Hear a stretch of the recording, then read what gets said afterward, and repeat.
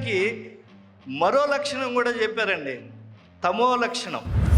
ఒకరోజు ఒక యూది జ్యోతిష్కుడిని బంధించి ఆయన ముందు నిలబెట్టారు. నీ చావేదో ఏ రోజో చెప్పరా, నీకు జ్యోతిష్యం వచ్చిందని చెప్పి నేను కూడా ఒప్పుకుంటాను అన్నాడు. ఒక నియంత, ఒక నికృష్టమైనటువంటి వ్యక్తి ఏ రోజు నా కళ్ళతో చూశానో ఆ రోజే నాకు మృత్యు అని నేను నిర్ణయించుకున్నా. కానీ నువ్వెప్పుడు చచ్చిపోతావో హిట్లర్ నాకు తెలుసు అన్నట్ట. జరగబోయేటువంటి క్రియలన్నీ కూడా ఈరోజు నువ్వు చేసేటువంటి కార్యాలపైన ఆధారపడి ఉంటుందనేటువంటి దాన్ని మాత్రం మనం గుర్తించు. నీ మృత్యువు యూదుల పండగ రోజున జరుగుతుంది అన్నట్ట. ఏ రోజు చచ్చిపోతే ఆ రోజే కదా యూదుల పండుగ. సాత్విక, రాజస, తామసికమైనటువంటి ధైర్యాలు ఉంటాయి నాయన. నువ్వు తెచ్చుకునేటువంటి ధైర్యం ఎటువంటిదో నువ్వు బాగా తెలుసుకో. అయితే ధైర్యానికి మరో లక్షణం కూడా చెప్పారండి, తమో లక్షణం. తామసిక ధృతి అంటారు దీన్ని. అంటే ఒక నలుగురితో కలిసి జర్మనీలో ఒక క్రూరమైనటువంటి వ్యక్తి నాజీ పార్టీ స్థాపించాడు. వాడి పేరు 1922లో వాడు స్థాపించిన ఆ నాజీ పార్టీ అధ్యక్షుడు అడాల్ఫ్ హిట్లర్.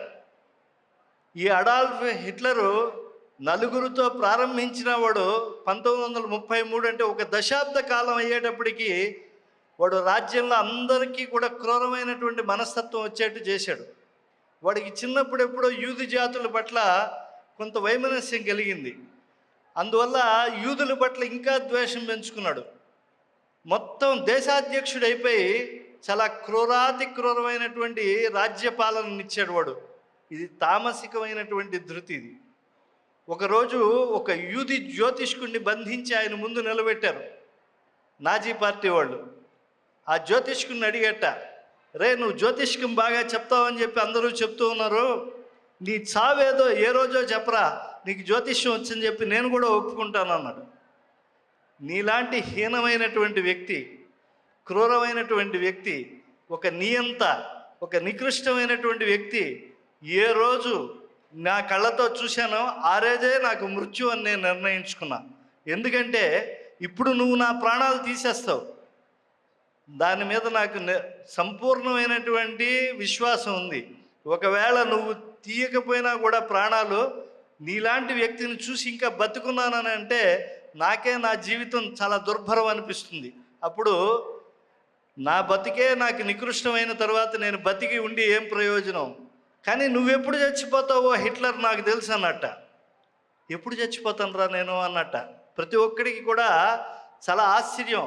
నీకు ఫలానాప్పుడు సంపద వస్తుంది, ఫలానాప్పుడు నీ మృత్యు వస్తుంది, ఫలానాప్పుడు నీకు రాజ్యాధికారం వస్తుంది అంటే ఇలాంటివి తన భవిష్యత్తులో చాలా తెలిసేసుకోవాలని వాడు అనుకుంటూ ఉంటాడు. వర్తమానం గురించి ఎవడు పెద్దగా ఆలోచించడు. భవిష్యత్తు గురించి తెలిసేసుకోవాలి, లేదా ఇంట్లో కూర్చుని జరిగిపోయింది ఆ రోజు నేను అలా చేసి ఉండకూడదు అని చెప్పి ఆలోచిస్తూ ఉంటారు. ఇది మానవులందరిలో, మీ అందరిలో కూడా గమనించండి.